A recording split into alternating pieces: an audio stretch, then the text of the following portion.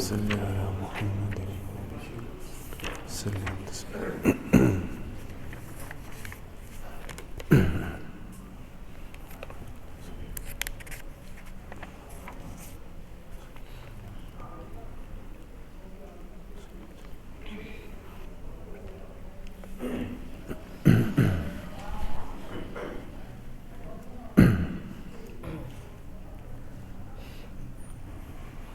بسم اللہ الرحمن الرحیم.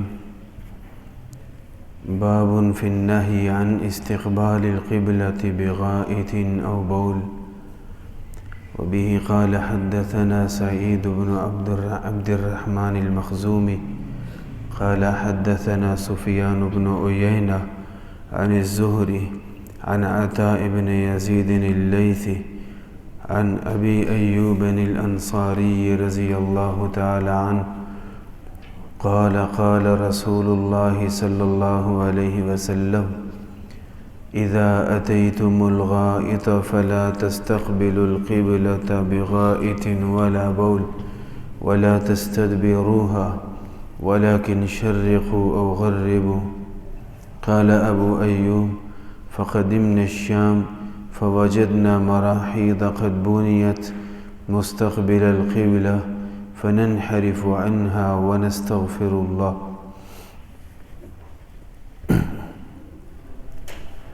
رسول اللہ صلی اللہ علیہ وسلم نے ہمیں زندگی کے بڑے بڑے معاملات میں بھی تعلیمات دی ہیں، اور آپ علیہ الصلاۃ والسلام نے انسانی زندگی کے ایسے معاملات میں بھی تعلیمات دی ہیں کہ جن معاملات کو بہت معمولی سمجھا جاتا ہے، اور کامل استاد وہی ہوتا ہے جو جہاں بڑی بڑی چیزیں سکھائے وہاں وہ چھوٹی چھوٹی باتوں کی بھی بہترین تربیت دے.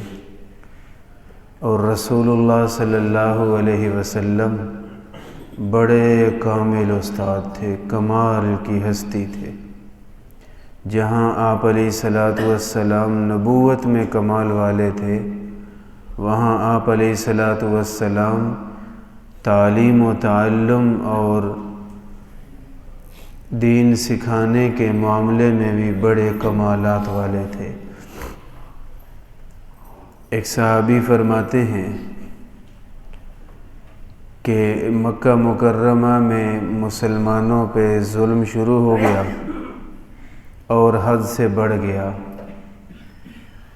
ہمیں خود رسول اللہ صلی اللہ علیہ وسلم نے مشورہ دیا. آپ نے فرمایا کہ آپ لوگ فی الحال مکہ مکرمہ چھوڑ کر حبشہ چلے جائیں. وہاں کا بادشاہ نرم دل ہے، جو مصیبتیں یہاں پر ہیں وہاں جانے سے وہ ختم ہو جائیں گی. صحابہ کرام کی ایک تعداد نے وہاں آپ علیہ السلام کے فرمانے پر ہجرت کی، اور آپ نے فرما رکھا تھا جب اللہ تعالی حالات بہتر فرمائیں گے تو آپ لوگ آ جانا. حبشہ کی طرف ہجرت کیے ہوئے کئی سال گزر گئے، اور ادھر نبی کریم صلی اللہ علیہ وسلم ہجرت کر کے مدینہ طیبہ تشریف لے گئے. مدینہ طیبہ پہنچنے کے بعد آپ علیہ الصلاۃ والسلام نے لوگوں کو بہت کچھ سکھا دیا تھا جو ان حضرات کے علم میں نہیں تھا. یاد رکھیں، نماز شروع میں نماز کے کئی مسائل مختلف تھے، اور نماز میں مرحلہ وار تبدیلی آئی ہے، اور آپ علیہ الصلاۃ والسلام نے کئی کام نماز میں پہلے کیے، سکھائے، اور بعد میں ان سے روک دیا. ان کاموں میں سے ایک کام یہ ہے کہ دوران نماز گفتگو کرنے کی شروع میں اجازت تھی اور بعد میں منع ہو گیا۔ نماز کے اندر کھڑے کھڑے جماعت ہو رہی ہے، شروع میں یہ حکم تھا کہ آپ اپنے ساتھ والے سے حال احوال پوچھ سکتے ہیں، کوئی ضروری بات ہے تو وہ بھی پوچھ سکتے ہیں کہ یار یہ اتنے دن آپ کہاں رہے، نظر نہیں آئے۔ آپ کی گپ شپ بھی ہو جائے گی، نماز بھی نہیں ٹوٹے گی، کیونکہ اللہ کی طرف سے اس وقت تک اس چیز کی اجازت تھی۔ بعد میں رسول اللہ صلی اللہ علیہ وسلم نے اس سے منع فرما دیا کہ دوران نماز کوئی آدمی کسی کو کوئی بات نہیں کر سکتا، سوائے نماز کی ادائیگی کے کسی طرح کی گفتگو کرنے سے بھی نماز ٹوٹ جاتی ہے۔ اب جب نماز ہی ٹوٹ جاتی ہے تو ظاہر ہے سبھی اس بات کے پابند ہو گئے کہ بولنا نہیں نماز میں۔ یہ صحابی حبشہ سے دوسری ہجرت کر کے مدینہ طیبہ پہنچے، جب یہاں پہنچے ہیں تو آگے مسجد میں نماز کا وقت تھا اور جماعت کھڑی تھی۔ انہوں نے نماز نبی علیہ السلام سے سیکھی ہوئی تھی، مکی دور کی، ہجرت سے پہلے والی، اس میں گپ شپ کی گنجائش تھی۔ یہ آئے اور اپنے ساتھ کھڑے ہوئے نمازی کے ساتھ گفتگو کرنا چاہی، اپنی نماز بھی شروع کر لی اور ساتھ والے سے حال احوال لیا کہ بھائی سنائیں نبی علیہ السلام ٹھیک ٹھاک ہے، مدینے والے خیر خیریت سے۔ تو اس طرح کی گفتگو شروع کی تو جن صحابی سے بات کر رہے ہیں وہ بول نہیں رہے، یہ بڑے پریشان اور ساتھ کچھ ناراض بھی کہ یار اتنے عرصے بعد میں آیا ہوں اور دعا سلامی نہیں کر رہے، عجیب آدمی آپ۔ یہ بار بار بات کرنے کی کوشش کر رہے ہیں اور آپ علیہ الصلوۃ والسلام کے تمام صحابہ بات ہی نہیں کر رہے۔ تو یہ بڑے پریشان ہوئے کہ یہ کیا معاملہ ہے۔ قدر ناراضگی سے ذرا اونچے بولے کہ یار میں جو پوچھ رہا ہوں بتا دو یار، خیر ہے۔ تو وہ پھر بھی کوئی نہیں بولے۔ اس دوران انہیں اندازہ ہو گیا اور بعض صحابہ کرام سبحان اللہ کہنے لگے، تو یہ سمجھ گیا کہ شاید کوئی نظام بدل چکا ہے اور مجھے پتہ نہیں، چپ کر کے نماز پڑھنی شروع کر دی۔ اب نماز تو شروع کر دی لیکن اب اور ٹینشن لگ گئی کہ یار یہاں کا جو ڈسپلن ہے وہ میں نے خراب کیا ہے۔ آپ علیہ السلام نماز پڑھا رہے ہیں، میں باتیں کر رہا ہوں، میں تھوڑا ناراض بھی ہو رہا ہوں۔ تو چلو وہ تو سمجھ میں آ گئی کہ کوئی مسئلہ ہے، لیکن اب بنے گا کیا؟ اب بنے گا کیا؟ رسول اللہ صلی اللہ علیہ وسلم ناراض ہوں یا سزا دیں تو میرا کیا بنے گا؟ وہ ہمارے نبی بھی ہیں، استاد بھی ہیں، وہ جو جس طرح چاہیں ناراضگی کا اظہار فرما لیں۔ کہتے ہیں باقی نماز میں مجھے یہی خیال کھاتے رہے کہ پتہ نہیں کیا ہوگا۔ آپ علیہ الصلوۃ والسلام نے سلام پھیرا، نماز کے بعد فرمایا یہ باتیں کون کر رہا تھا؟ جی میں تھا۔ فرمایا ادھر آؤ۔ صحابی فرماتے ہیں میرے کندھے کانپ رہے تھے، دل کانپ رہا تھا میرا خوف کی وجہ سے کہ نہ جانے کتنی ناراضگی ہوگی یا کیا سزا ہوگی، کتنی ناراضگی ہوگی اور کیا سزا ہوگی۔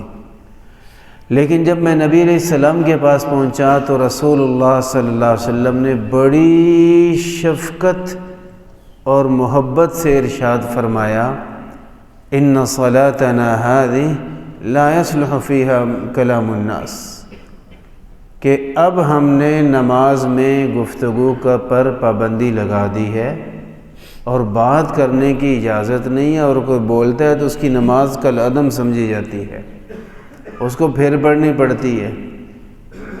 فرماتے ہیں مجھے اب بھی ڈر تھا کہ نہ جانے آگے کیا ہونے والا ہے، تو آپ علیہ الصلوۃ والسلام نے بس محبت اور شفقت سے یہ مسئلہ ہی بتایا، بالکل ڈانٹا نہیں، سزا نہیں دی، کچھ بھی نہیں کہا، اور کہتے ہیں اللہ کی قسم میں نے اپنی زندگی میں رسول اللہ صلی اللہ علیہ وسلم سے زیادہ اچھا کبھی استاد نہیں دیکھا۔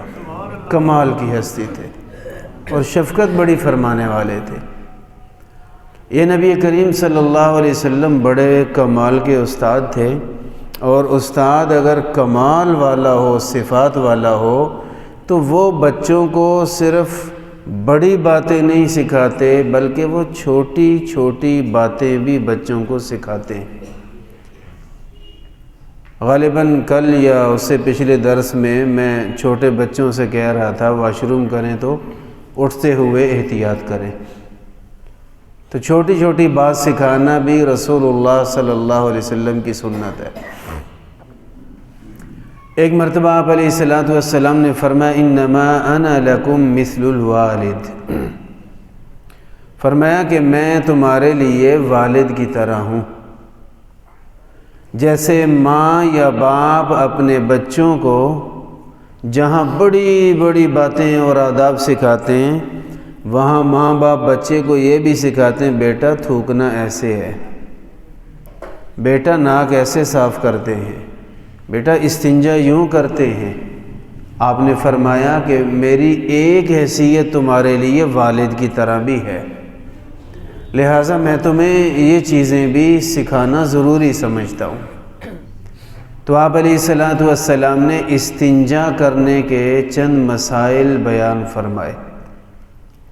ان مسائل میں سے ایک یہ حدیث پاک ہے، جامع ترمذی کی حدیث جو میں نے پڑھی ہے، کہ رسول اللہ صلی اللہ علیہ وسلم نے ارشاد فرمایا اذا اتیتم الغائط فلا تستقبلوا القبلة بغائط ولا بول ولا تستدبروها،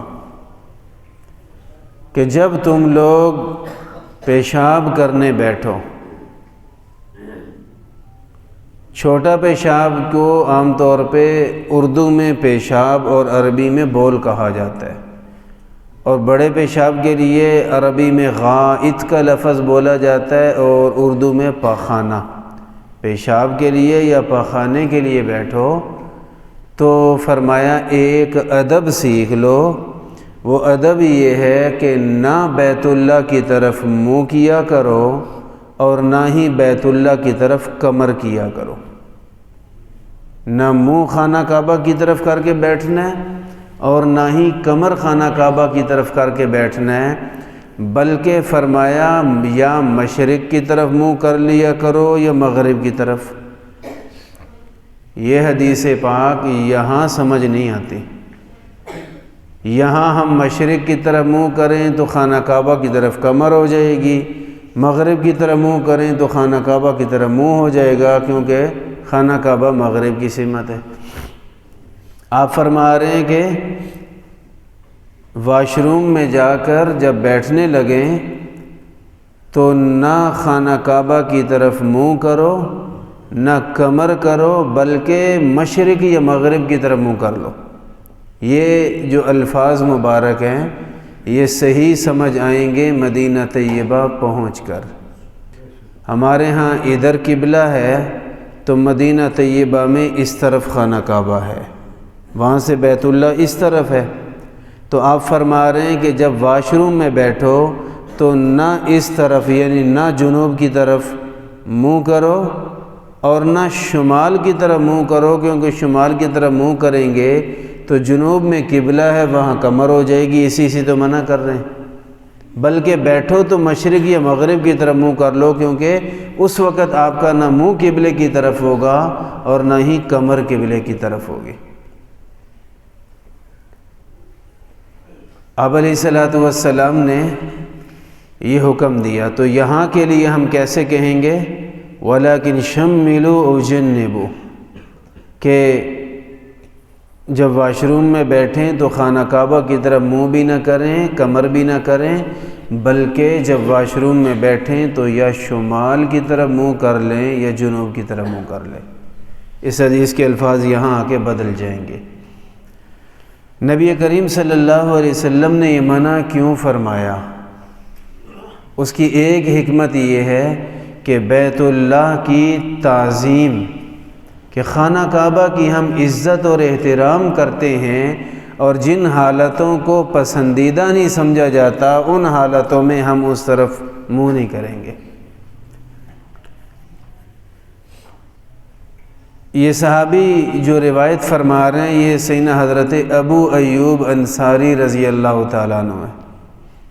تو سیدنا ابو ایوب انصاری رضی اللہ تعالیٰ عنہ فرماتے ہیں کہ ہم یہاں سے شام کی طرف گئے، جب شام کے علاقے فتح ہوئے، وہاں جا کر ہم نے دیکھا کہ بیت الخلاء زیادہ تر بنے ہوئے ہی اس رخ ہیں کہ جب آپ بیٹھیں گے تو آپ کا منہ قبلے کی طرف ہو جائے گا، سیدھے اسی رخ بنے ہوئے تھے۔ یہاں اسلام تو اب پہنچا ہے، پہلے سے جو بنے ہوئے واش روم میں وہ یوں تھے۔ تو فرماتے ہیں فَنَنْحَرِفُ عَنْهَا وَنَسْتَغْفِرُ اللَّهَ، ہم وہاں جب بیٹھتے تو جتنا مڑ کے بیٹھنا ہمارے لیے ممکن ہوتا اتنا مڑ کر بیٹھتے تاکہ ہمارا رخ قبلے کی طرف نہ ہو۔ علماء نے اس صحابی رسول حضرت ابو ایوب انصاری رضی اللہ تعالیٰ عنہ کے اس فعل سے ایک مسئلہ نکالا ہے کہ ایک ہے خانہ کعبہ کی بے احترامی اور ایک ہے مجبوری۔ بے احترامی تو یہ ہے کہ آپ ایسی حالت میں ادھر منہ یا کمر کریں، اور مجبوری اگر بن جائے تو ذرا سا مڑ کے بیٹھنا بھی کافی ہے، ذرا سا مڑ کے بیٹھ جانا بھی مجبوری کی صورت میں کافی ہے، اور یہ کہا جائے گا کہ اس کی گنجائش ہے۔ اور جب بیت الخلاء بنایا جائے تو سوچ سمجھ کے بنایا جائے تاکہ بیٹھنے والا بالکل کسی گناہ کا شکار نہ ہو۔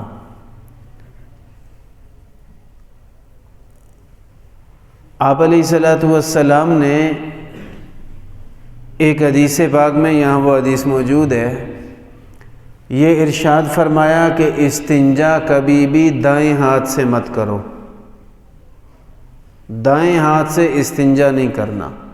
لوٹا پکڑنا ہے پکڑ لیں، لیکن دایاں ہاتھ استنجے میں استعمال نہیں کرنا۔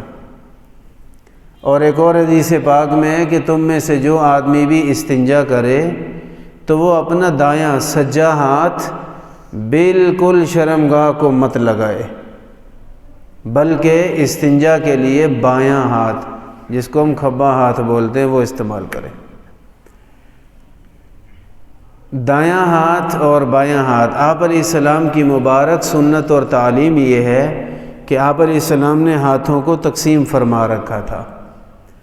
جو کام پسندیدہ ہیں ان کے لیے دایاں ہاتھ، اور جو انسانی زندگی کا حصہ تو ہیں لیکن وہ پسندیدہ کام نہیں ہیں تو ان کے لیے بایاں ہاتھ۔ مثلا ناک صاف کرنا ہے تو بایاں ہاتھ استعمال کرنا ہے، دایاں نہیں کرنا۔ ہاں ایک مسئلہ، دوران وضو آپ ناک میں پانی چڑھائیں گے، پانی تو پاک ہے نا، اچھی چیز ہے، آپ پانی چڑھائیں گے تو دائیں ہاتھ کے ساتھ، اور ناک کی صفائی کریں گے تو بائیں ہاتھ کی انگلی کے ساتھ، ناک جھاڑیں گے تو بائیں ہاتھ کے ساتھ جھاڑیں گے، لیکن ناک میں پانی دائیں ہاتھ کے ساتھ چڑھانا سنت ہے۔ آپ علیہ الصلوۃ والسلام ایک صحابی کو ترغیب دے رہے تھے، فرما رہے تھے جب وضو کرو تو ناک میں اچھی طرح پانی چڑھائیں۔ اچھی طرح چڑھانے سے مراد جہاں یہ سخت ہڈی شروع ہوتی ہے یہیں تک، اس سے اوپر نہیں۔ نہ وضو میں اس سے اوپر پانی لے کے جانے کا حکم ہے، اور نہ ہی غسل میں اس سے اوپر لے جانے کا حکم ہے۔ سخت ہڈی تک پانی پہنچ گیا یا نہیں پہنچ گیا، اس کا اللہ تعالیٰ نے ایک علامت بھی بنائی ہے آپ ناک میں پانی چڑھائیں اور جلن شروع ہو جائے تو بس یہ جلن آپ کو اللہ کی طرف سے بتا رہی ہے کہ بس کرو، آگے جانے کی ضرورت نہیں ہے، آگے پانی چڑھانے کی ضرورت نہیں۔ کچھ لوگ وہم میں مبتلا ہو کے پتہ نہیں کہاں تک دماغ تک پانی چڑھا کے لے جاتے ہیں، تو اس طرح کی حرکت کی ضرورت بالکل نہیں ہے۔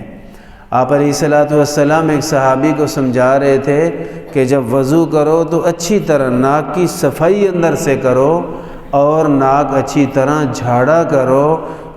آپ علیہ الصلوۃ والسلام نے اس کا پابند بنایا ہے۔ ایک حدیث پاک میں رسول اللہ صلی اللہ علیہ وسلم نے یہ ارشاد فرمایا کہ جب وضو کرو، جب استنجا کرو تو 3 ڈھیلے کم از کم استعمال کرو۔ من استجمر منکم فلیوتر، جو آدمی استنجا کرے اسے چاہیے طاق عدد استعمال کرے۔ طاق عدد سے مراد ایک نہیں ہے، ایک ہوتا ہے طاق، لیکن یہاں اس باب میں مراد نہیں، شروع 3 سے ہوگا۔ 3، 5، 7، 9، 11، 13 جتنے ڈھیلے استعمال کرنے کریں۔ ٹیشو ڈھیلے کی جگہ استعمال ہو سکتا ہے، وہ بھی استعمال کریں تو 3، 5، 7 دفعہ استعمال کریں۔ آپ علیہ الصلوۃ والسلام نے یہ ارشاد فرمایا کہ کوئی آدمی لید کے ساتھ استنجا نہ کرے۔ باہر جاتے ہیں کھیتوں میں اور اصل فطری طریقہ وہی ہے، یہ واش روم والا مصنوعی طریقہ ہے۔ تو اگر باہر جائیں اور کھیتوں وغیرہ میں واش روم کی ضرورت پڑے تو اس کے بارے میں بھی کچھ آداب ہیں۔ صحابہ کرام فرماتے ہیں جب رسول اللہ صلی اللہ علیہ وسلم نے قضاء حاجت کے لیے کہیں جانا ہوتا، اتنی دور نکل جاتے کہ نظروں سے غائب ہو جاتے، اتنی دور نکل جاتے۔ ہمارے ہاں تو بازار میں بیٹھے ہوئے کو واش روم آئے تو گلی کی نکر پہ بیٹھ جاتا ہے، بڑے بازار میں، گزرتی گلی میں۔ تو یہ بالکل اخلاق نبوت کے الٹ اور غلط ہے، یہ غیر اسلامی طریقہ ہے، ایسی حرکت کبھی بھی نہیں کرنی چاہیے۔ لہٰذا پتہ ہی ہوتا ہے کہ میں کتنی دور تک جا سکتا ہوں، کتنا برداشت کر سکتا ہوں، وقت سے پہلے اٹھ کے انتظام کریں۔ آپ علیہ الصلوۃ والسلام نے یہاں تک بھی تعلیم دی ہے کہ سطر کھولنا ہے، جسم سے کپڑا ہٹانا ہے تو بیٹھتے بھی جائیں ہٹاتے بھی جائیں، بیٹھتے بھی جائیں ہٹاتے بھی جائیں۔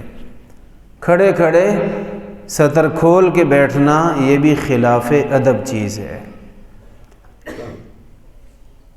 علماء کرام نے احادیث کی روشنی میں ایک مسئلہ لکھا ہے، کسی بھی مرد یا عورت کے لیے یہ جائز ہی نہیں ہے کہ تنہائی میں بھی کپڑے اتار دے۔ اپنا سطر کھولنا مجبوری کے بغیر تنہائی میں بھی جائز نہیں۔ ایک آدمی سو رہا ہے، گرمی کا موسم ہے یا جو کچھ بھی ہے، کوئی نہیں آنا کمرے میں کسی نے، تو کوئی یہی کہے کہ میں کپڑے اتار کے سو جاؤں، حرام ہے، حرام ہے۔ اللہ اکبر۔ حدیث پاک یاد آئی، آپ علیہ الصلوۃ والسلام فرماتے تھے استحیوا من اللہ حق الحیاء، اللہ سے حیا کیا کرو اور ایسی حیا کیا کرو جیسے حق بنتا ہے۔ تو لوگوں سے تو شرم آتی ہے، تو اللہ رب العالمین ہر وقت ہر جگہ موجود ہیں، لہٰذا اللہ سے حیا کرنا یہ زیادہ حق ہے۔ تو بغیر مجبوری کے سطر کھولنا یہ جائز نہیں ہے، حرام اور گناہ ہے۔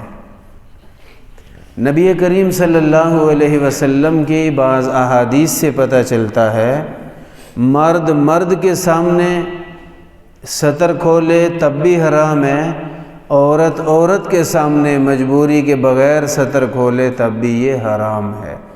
سطر سے مراد جسم کا وہ حصہ جسے چھپانا ضروری ہے، وہ عورت کے سامنے بھی کھولے مجبوری کے بغیر تو حرام ہے۔ مرد مرد کے سامنے بھی کھولے تب بھی حرام ہے، بس اس کو چھپانے کا ہی حکم ہے۔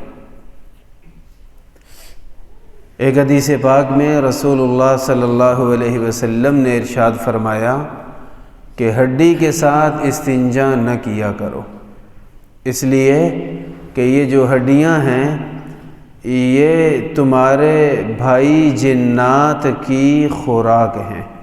فَإِنَّهُ زَادُ إِخْوَانِكُم مِّنَ الْجِنِّ۔ علماء نے اس کی تشریح میں لکھا ہے کہ جب کوئی آدمی گوشت کھا کر ہڈی خالی کر کے پھینک دیتا ہے تو اس پر جنات کے لیے اللہ تعالیٰ دوبارہ گوشت چڑھا دیتے ہیں اور وہ ان کی خوراک ہے۔ اگر کوئی آدمی ہڈی سے استنجا کر کے پھینک دے تو یہ ان کی خوراک کو نقصان دینے والی بات ہے، اور ظاہر ہے کہ یہ کسی صورت بھی ٹھیک نہیں ہو سکتی۔ میں عرض کیا کرتا ہوں کہ اگر کوئی یہ کہے کہ بھئی ہمیں تو نظر نہیں آتی بوٹی وہ جو دوبارہ چڑھتی ہے، وہ گوشت ہمیں تو نظر نہیں آتا، تو میں عرض کیا کرتا ہوں اگر آپ کو نظر آئے تو آپ چھوڑیں گے؟ آپ تو دوبارہ اٹھا کے کھا جائیں گے۔ وہ اللہ بڑی طاقت والی ذات ہے، آپ کا حصہ آپ کو نظر آئے گا، جو آپ کا حصہ نہیں وہ اسی کو نظر آئے گا جس کا ہے۔ اس حدیث پاک میں رسول اللہ صلی اللہ علیہ وسلم نے جنات کو ہمارا بھائی کہا ہے۔ مسلمان مسلمان کا بھائی ہے، کسی اور مخلوق کو ہمارا بھائی نہیں کہا گیا۔ 18,000 کم و بیش مخلوقات اللہ تعالیٰ نے پیدا فرمائی ہیں، کوئی اور جانور کوئی اور مخلوق وہ ہمارا بھائی نہیں۔ جن کو بھائی کیوں کہا؟ وہ تو انسان ہی نہیں ہے، وہ الگ مخلوق ہے۔ اس لیے فرمایا کہ انما المؤمنون اخوہ، ایمان والے سارے آپس میں بھائی اور بھائی بہن ہیں۔ تو جب آپس میں بھائی بھائی ہیں سارے، تو دو ہی مخلوقات ہیں جن کو ایمان لانے کا حکم ہے، اور وہ اللہ کے حکموں کے نماز وغیرہ کے پابند ہیں، تو ایک انسان ہیں اور ایک جن۔ یا معشر الجن والانس ان استطعتم ان تنفذوا من اقطار السماوات والارض فانفذوا وما خلقت الجن والانس الا ليعبدون۔ اللہ تعالیٰ نے جنوں اور انسانوں دونوں کو عبادت کے لیے پیدا فرمایا۔ تو یہ چونکہ وہ بھی ایمان رکھتے ہیں اللہ کی ذات عالی پہ، ہم بھی ایمان رکھتے ہیں، تو ایمان والے آپس میں بھائی بھائی ہیں، اس لیے ان کو ہمارا بھائی کہا گیا۔ جنات کی خوراک کیا ہے؟ ذرا سی بات اس پہ عرض کرتے ہیں۔ جنات کی بڑی قسمیں اور بڑی مخلوقات ہیں، کوئی ہم انسانوں جیسی کوئی ایک چیز نہیں ہے، وہ بڑی قسمیں ان میں، اور ان میں سے بعض تو ایمان والے پاکیزہ ہیں، تو ان کی خوراک کا ایک خوراک کا یہاں ذکر کیا گیا کہ جو آپ ہڈی خالی کر کے پھینکتے ہیں تو ان کے لیے اللہ اس پہ دوبارہ گوشت چڑھا دیتے ہیں۔ پاکیزہ خوراک والے تو یہ جو کچھ ہم کھاتے ہیں ملتی جلتی چیزیں وہ بھی کھاتے ہیں۔ بعض جنات کے بارے میں روایات سے معلوم ہوتا ہے کہ وہ ناپاک چیزیں کھاتے ہیں، اور وہ شیطان قسم کے جن ہیں، شیطان قسم کے جن۔ شیطان کہتے ہیں جو اپنی بری حرکتوں کی وجہ سے اس قابل نہ رہا ہو کہ اللہ اس پہ رحم کرے۔ شیطان لفظ کا ترجمہ ہے اللہ کی رحمت سے دور اور محروم رہنے والا۔ تو یہ شیطان انسانوں میں سے بھی ہوتے ہیں اور شیطان جنات میں سے بھی ہوتے ہیں، من الجنۃ والناس۔ انسانوں میں سے اور جنوں میں سے وہی شیطان ہیں جو اپنے اعمال بے حد بگاڑ لیتے ہیں۔ اب ان سے کسی کو سیدھا رستہ تو نہیں ملنا، ان کے بات سننے والا ہمیشہ الٹے راستے پہ ہی چلے گا۔ تو یہ دونوں مخلوقات میں شیطان ہیں، تو اس کا مطلب کہ شیطان کوئی الگ سی مخلوق نہیں ہے۔ اور اس دن میں عرض کر رہا تھا یہ جو بڑا شیطان جو ہمارے یہاں معروف ہے ابلیس، تو یہ شیطان جن ہے، فرشتہ نہیں ہے۔ قرآن کریم میں واضح طور پہ موجود ہے کان من الجن ففسق عن امر ربہ، یہ ابلیس جو تھا تو یہ جن تھا، جن، اور اس نے اپنے رب کی نافرمانی کی اور الٹے راستوں پہ چلا۔ اب اس کی ماننے والا وہ اللہ کی رحمت سے دور ہو جاتا ہے، تو اس لیے اس کو شیطان کہا جاتا ہے۔ اس سے یہ بھی سمجھ میں آ گئی کہ شیطان ایک نہیں ہے، وہ بڑا شیطان ہے، اور اس کے آگے لاکھوں اور کروڑوں انسانوں میں بھی جنوں میں بھی شیطان موجود ہیں۔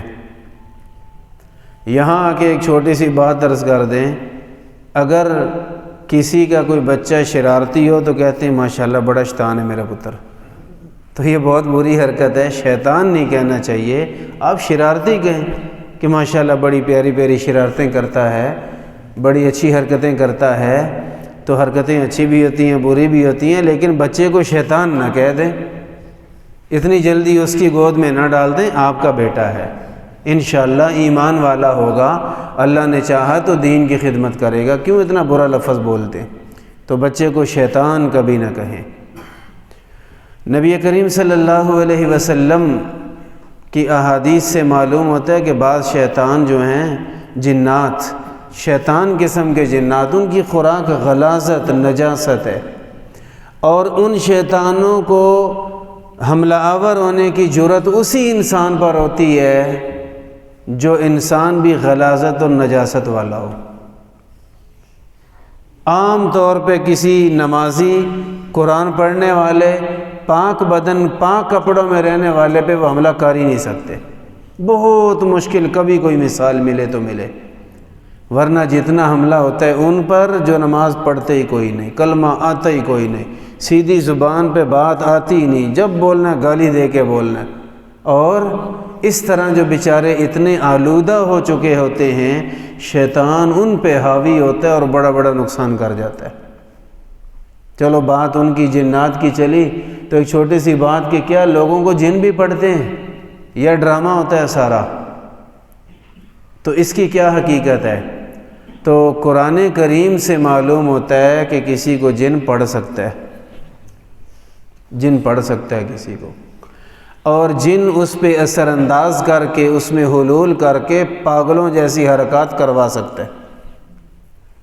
سود خور کے بارے میں قرآن کریم میں ہے کہ جو سود خور ہیں یہ قیامت کے دن یوں اٹھیں گے، لا یقومون الا کما یقوم الذی یتخبطہ الشیطان من المس، ایسے میدان معاشر میں سود خور پھر رہا ہوگا جیسے کسی کو جن پڑ جائیں اور وہ پاگلوں والی حرکتیں کرتا ہے، یوں پاگلوں کی طرح پھر رہے ہوں گے سود خور۔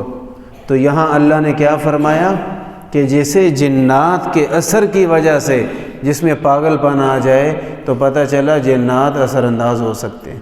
ہاں اتنی بات ضرور ہے، عاملین جو عمل کرتے ہیں اور علاج کرتے ہیں ان کے بقول سچے مریض کوئی 2-4 ہوتے ہیں 1000 میں سے، اور باقی سب ڈرامے باز ہوتے ہیں، وہ کوئی نہ کوئی بات منوانی ہوتی ہے، کوئی مطالبہ ہوتا ہے، کسی نہ کسی چکر میں وہ کسی کو پریشان کرنے کے لیے اس طرح کی حرکتیں کر رہے ہوتے ہیں یا کر رہی ہوتی ہیں، تو اصلی مریض بہت کم ہوتے ہیں، بہت کم ہوتے ہیں۔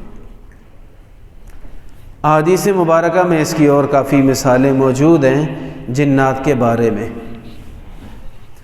بلکہ جو صرف دنیا کا علم پڑھتے ہیں اور دین سے بالکل نا واقف ہوتے ہیں وہ بیچارے بعض عجیب و غریب غلط فہمیوں میں پڑ جاتے ہیں، اور ان کا تو میں نے کسی کو یہ بھی لکھتے ہوئے دیکھا ہے کہ جی وہ جن تو ہیں ہی کوئی نہیں، جن نام کی کوئی مخلوق ہے ہی نہیں، قرآن میں جگہ جگہ موجود ہے، اور تو کہہ رہے مسلمان بھی اور کہہ رہے کہ جن کوئی نہیں۔ اللہ نے 2 مخلوقات الگ الگ بنائی ہیں، جنات الگ اور یہ الگ، قرآن میں موجود ہے خلقتنی من نار وخلقتہ من طین، ایک جن کہہ رہا ہے کہ یا اللہ مجھے آپ نے آگ سے بنایا، اسے آپ نے مٹی سے بنایا، تو یہ 2 الگ الگ مخلوقات ہیں، ایک آگ کی بنی ہوئی مخلوق اور ایک مٹی کی بنی ہوئی۔ پھر ایک سوال یہ ہے کہ قیامت کے دن ابلیس کہاں جائے گا؟ جہنم میں، اور جہنم میں کیا ہے؟ آگ۔ تو یہ تو پہلے ہی آگ کا بنا ہوا، اس کا کیا بگڑے گا وہاں جا کے؟ جواب یہ ہے کہ ایسی کوئی بات نہیں، آگ کا بنا ہوا بھی آگ میں عذاب پا سکتا ہے۔ کئی وجوہات ہیں۔ ایک جواب یہ ہے کہ آگ کا بنا ہوا جو ہے وہ ہلکی آگ سے بنا ہوا ہو اور دنیا کی آگ سے بنا ہوا ہے، اور وہ اس سے 70 گنا سخت آگ ہے، تو اس لیے اس کی تپش اس کو ضرور اذیت اور عذاب دے گی۔ دوسرا، اگر کوئی کہے کہ جی چونکہ شیطان آگ سے بنا ہوا ہے تو آگ میں اس کا تو بگڑے گا کچھ نہیں، تو اس بندے سے کہے کہ تو مٹی کا بنا ہوا ہے نا، اس کو مٹی میں لٹا دو، اوپر مٹی دے دو، ایک ٹرالی پوری گرا دو، تو بگڑے گا کہ نہیں بگڑے گا؟ اس کا کچھ بچے گا ہی نہیں وہاں پہ۔ تو دیکھیں، مٹی کا بنا ہوا مٹی میں تکلیف اٹھا سکتا ہے، تو آگ کا بنا ہوا جہنم کی آگ میں تکلیف نہیں اٹھا سکتا۔ تو بہرحال بہت ساری ایسی چیزیں ہیں۔ شیطان آگ کا بنا ہوا ایک جن ہے، اور اسے جہنم میں خطرناک اذیتناک عذاب ہوگا۔ پھر دیکھیں جہنم میں کس نے کہا ہے کہ صرف آگ ہوتی ہے؟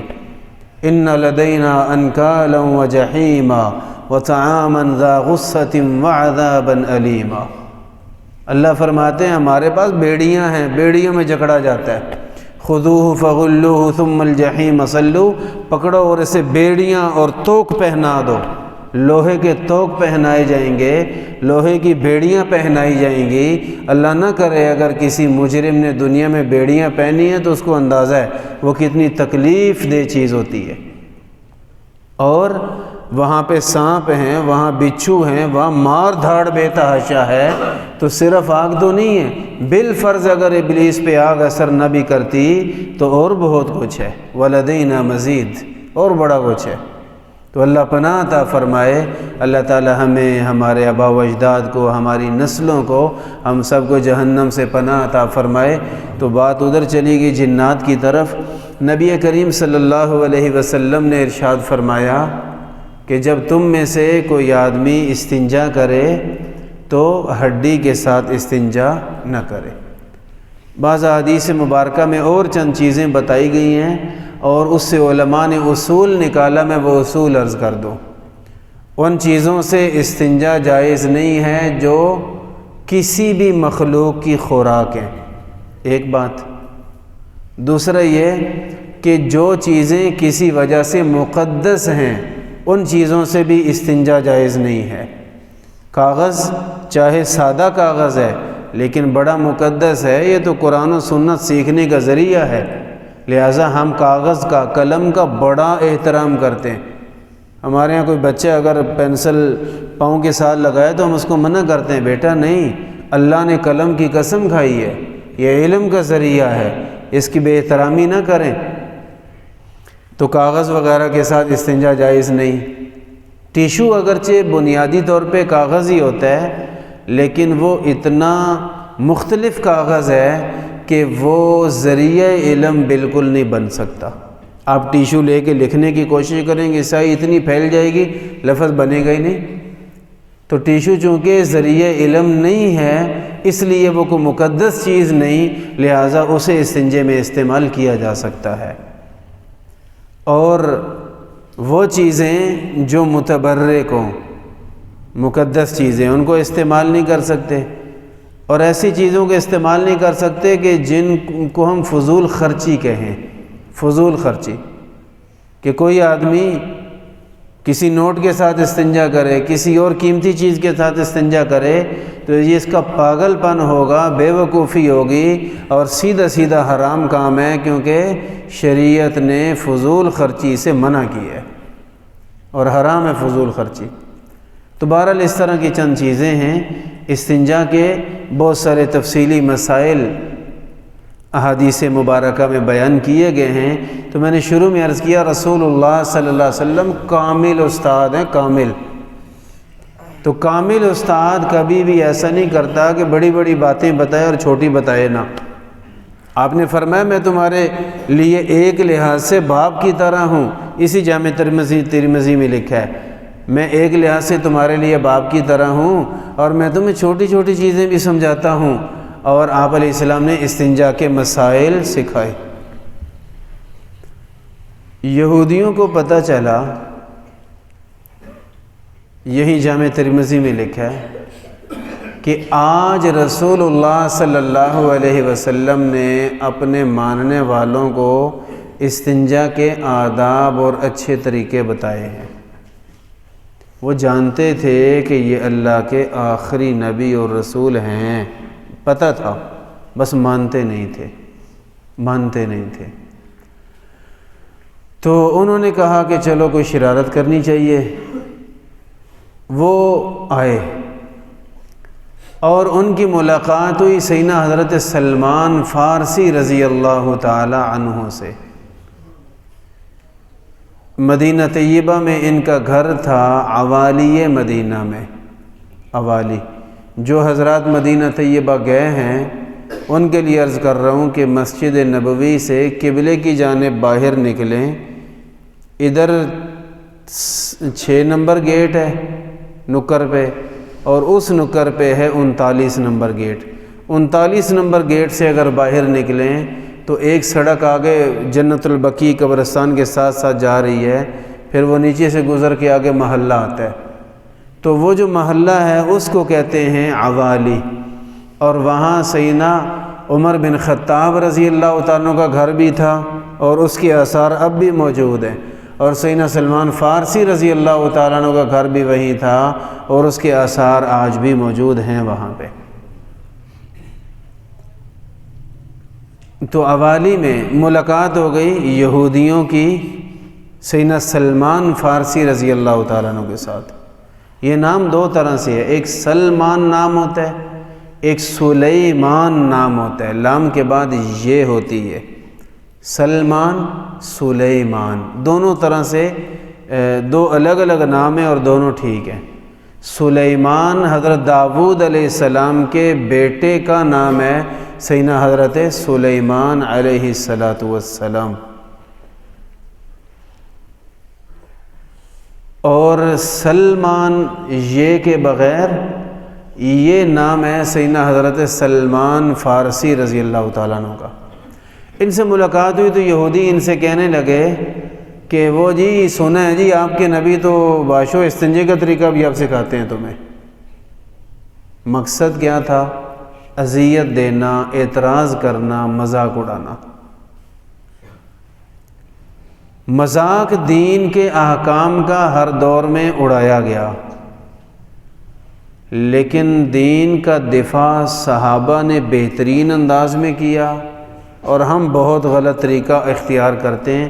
ہم سے میری مراد ہیں ہمارے وہ طبقہ جو سیاست میں اور دنیا میں ہمارے لیڈر سمجھے جاتے ہیں، ان کی بات کر رہا ہوں کہ خود قل هو اللہ احد نہیں آتی، دعائے قنوت نہیں آتی، دوسرا تیسرا کلمہ نہیں آتا، اور دنیا کے سامنے کوئی کافر اعتراض کرے گا تو پاکستان کے فلاں وزیر نے اب جواب دینا ہے، اس غریب کو استنجا نہیں کرنا آتا، اس نے شریعت کا مسئلہ کیا بتانا ہے۔ اب مجبوری اور حماقت کی وجہ سے اسلام کا دفاع کیسے کرتے ہیں؟ وہ اس انداز میں کرتے ہیں کہ نہیں بھائی یہ مسئلہ اسلام میں ہے ہی کوئی نہیں، جان چھڑاؤ، مسئلہ ہی کوئی نہیں اسلام میں۔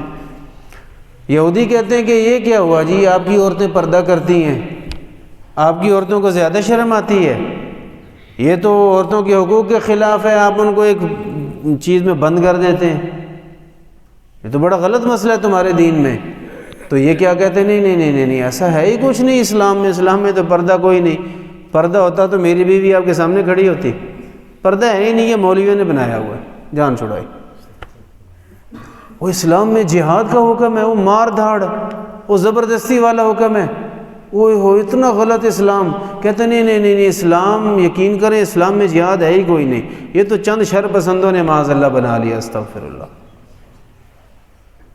کسی چیز کا مسئلہ اٹھے تو جلدی سے سیدھا انکار ہی کر دو، جان چھڑاؤ جی ہے ہی کون اسلام میں، دیکھ لیں۔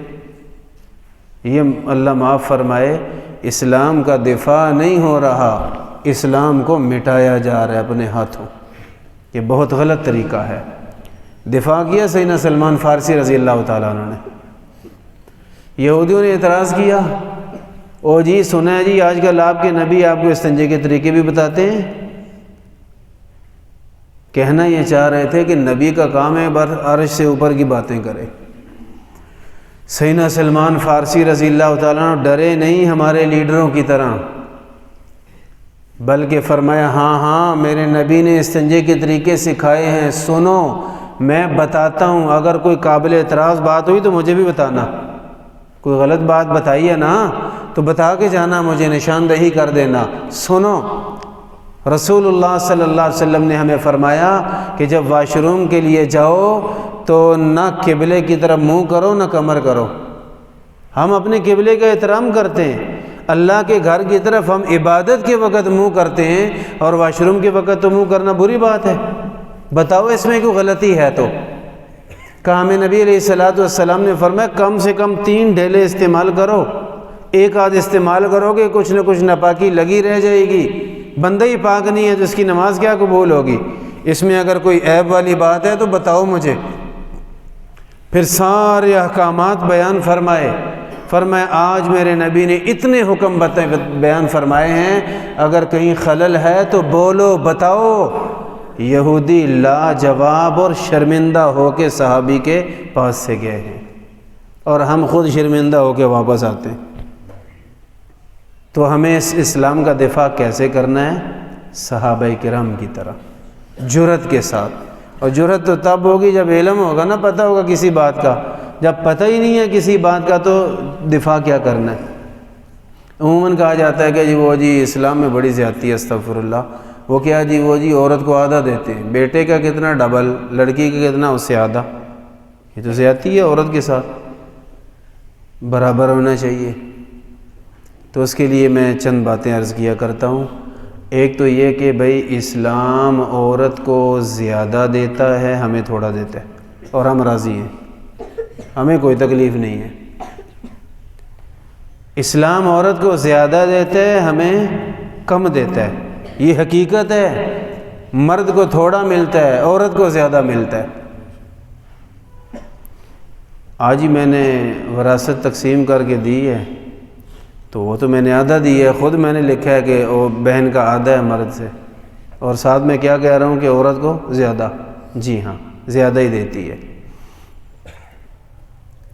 عورت کو اسلام زیادہ کیسے دیتا ہے؟ میں مثال دیتا ہوں۔ میرے پاس 2 بچے بیٹھے ہیں، میں اس کو بھی 1000 روپیہ دیتا ہوں اور اس کو بھی 1000 روپیہ دیتا ہوں۔ اس کو میں نے 1000 دیا، میں نے کہا بیٹا یہ 1000 آپ کا، بات ختم۔ اس کو میں نے 1000 نہیں دیا، اس کو میں نے 2000 دیا، 2000 دے کے کہا کہ ایسا کرو سلنڈر میں نا گیس بھروا کے لے آؤ 3 کلو، تو میرے خیال سے 3 کلو کا نسخہ 1000 سے اوپر چلا جائے گا شاید۔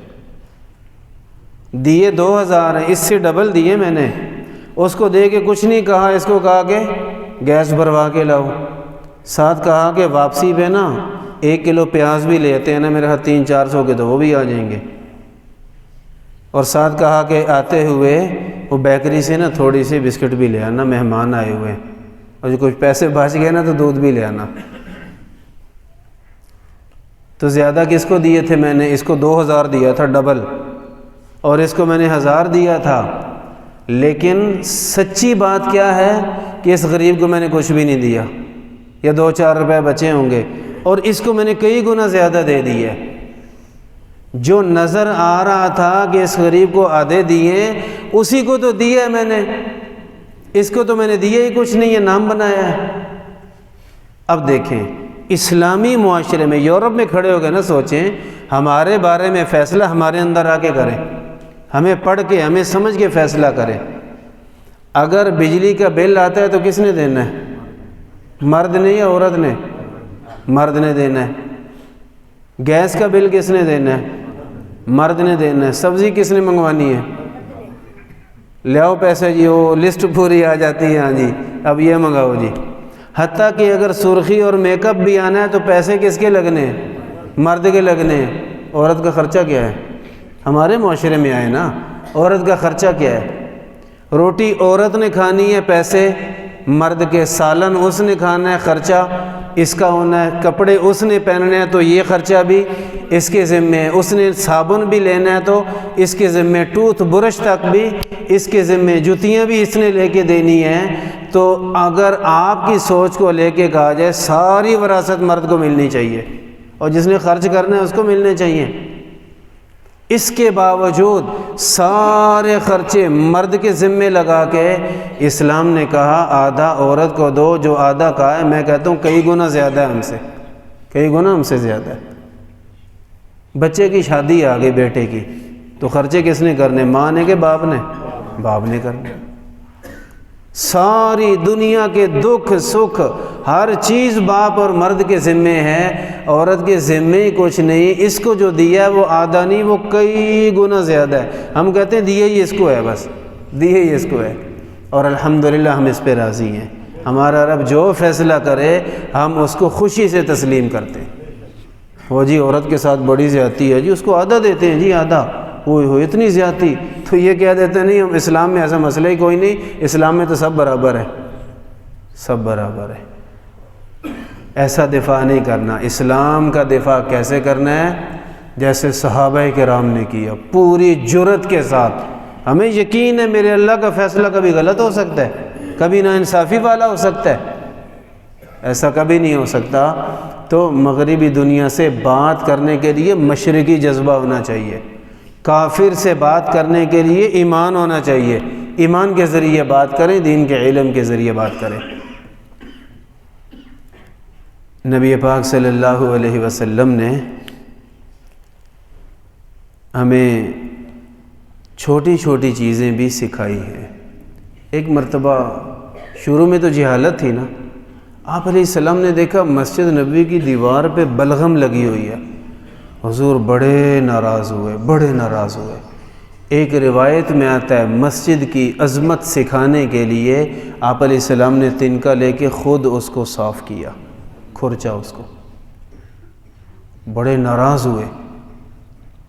تو سردی کا موسم ہے، بلغم بھی آئے تو ایسی جگہ پھینکیں جہاں کسی کی نظر نہ پڑے، اس انداز میں پھینکیں۔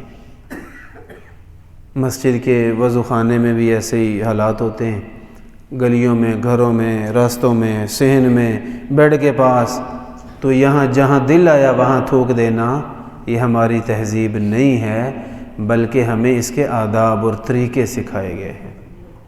تھوکنا بھی ہے تو کوئی سوچ کے تھوکنا، کہاں تھوکنا چاہیے۔ تو اس لیے اس کے لیے بہت سارے آداب ہیں، یہ آداب سیکھنے چاہیے۔ میں نے تو چند ایک مسائل اور آداب عرض کیے ہیں۔ اللہ رب العالمین سے دعا ہے اللہ تعالی ہمیں استقامت کے ساتھ یہ پورا کورس سیکھنے کی توفیق عطا فرمائے، اور اللہ علم اور عمل میں برکتیں عطا فرمائے۔ آج بدھ ہے غالباً۔